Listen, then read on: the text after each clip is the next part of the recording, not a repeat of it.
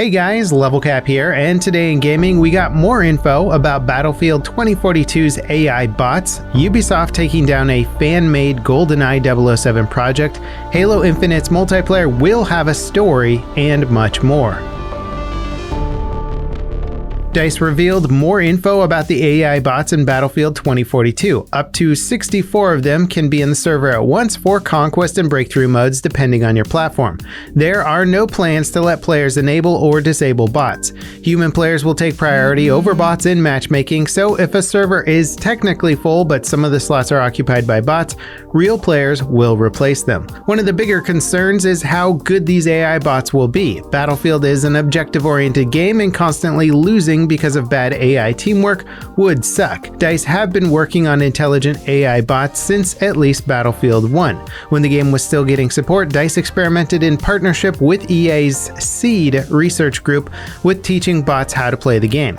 Early playtests were very promising. Human testers could outperform the bots, but it wasn't a blowout. The bots could react intelligently to certain situations like running low on health or ammo. The testers eventually asked DICE to clearly mark the AI bots to make them easier to distinguish from real players. This experiment was initially intended to help DICE automate the quality assurance and testing process for Battlefield 1. The long-term goal was to have this technology power intelligent NPCs that could master gameplay tasks and evolve based on their interactions with players. What makes these bots different from your typical NPCs is that they're programmed using machine learning instead of just being given a set of instructions to perform based on specific situations. Think of it like the bot's behavior being procedurally generated on the fly versus the bot just doing whatever it's being told to do. Now, the actual coding behind this is a lot more complex than that, but the result should be bots that can replicate and naturally react to human behavior. The article covering the experiment concludes by saying EA think it's reasonable to expect AI agents capable to defeat human players in a limited competitive game mode, one that features smaller maps, focused teams, and clear objectives.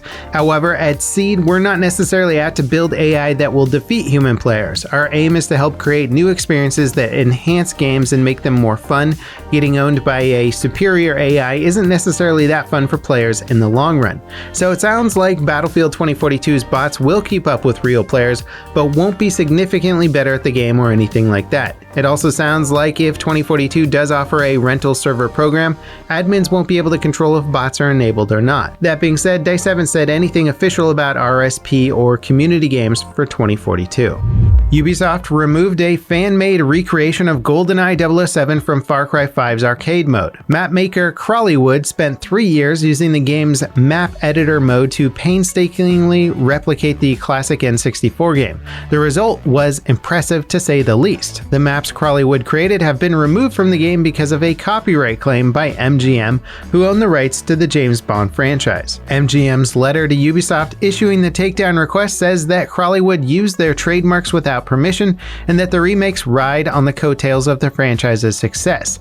They specifically say this misuse of our IP generates confusion among the public as it gives the impression that Crawleywood's remake is a licensed collaboration with Ubisoft and thus constitutes an act of free riding on the prestige of our franchise. I'd personally be curious to see if Crawleywood makes some modifications to his maps and titling and all that stuff to disassociate it more from the 007 franchise.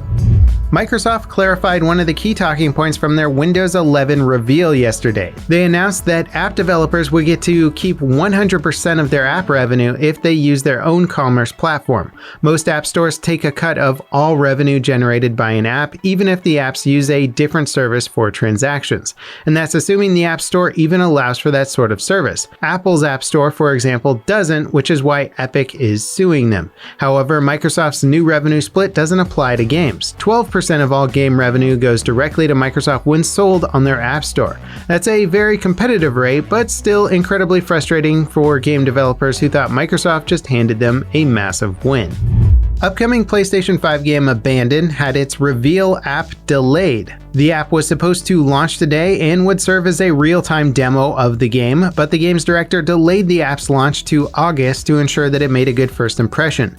Abandon has been the subject of an intense conspiracy theory alleging that the game is actually a Silent Hill title being developed by Hideo Kojima. Kojima was working on Silent Hills before Konami fired him from their staff. A playable demo of the game called PT was released before everything went sideways. The conspiracy surrounding Abandon draws several parallels between PT and Abandon. Kojima has also used fake names and studios in the past to tease his games. However, Abandon's director denies the conspiracies entirely.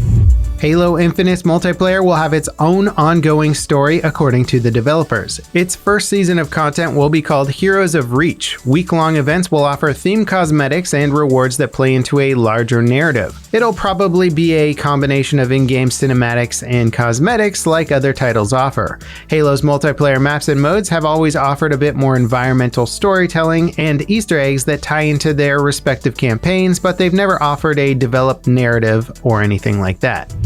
The crossplay update for Borderlands 3 is live. It launched alongside a new in-game event that offers limited time loot. What makes this update noteworthy is that it excludes PlayStation users. Sony allegedly blocked crossplay support due to certification issues, according to Gearbox CEO Randy Pitchford. The Epic vs. Apple lawsuit has revealed that Sony charges developers extra for crossplay support, which no other platform does. And since that information has become public knowledge, Sony have committed to more open crossplay support, but it remains to be seen if that will be included with Borderlands 3. Assuming the issue is certification and not the game's publisher refusing to pay extra, we could see a future update enabling crossplay for PlayStation users. Now, before we get to our final story today, I just wanted to say thanks for tuning in. We'll have our recap of this week's top stories up tomorrow. Leave a comment with your top story of the week. PlayerUnknown's Battlegrounds data miner player IGN released a GIF showing the upcoming self-revive item in action. The item will be included in the game's 12.2 update that adds the new map Tego. It drops on July 7th. The new map will feature a gulag-like mechanic that lets players fight to respawn after dying. It's unclear if the self-revive item will be available on all maps or just Tego. It's also unclear if the fight to respawn mechanic from Tego will be added to other maps. The reaction to these new mechanics has been fairly mixed. Many players view PUBG as a more tactical and realistic battle royale experience. To them, adding the ability to respawn doesn't quite fit the theme or design of the game. Other players are excited to see new gameplay mechanics coming to PUBG. Over time, the game has maintained a healthy following, but has lost a huge portion of its player base to the competition. Mixing things up with mechanics that make the game more accessible sounds like something worth trying.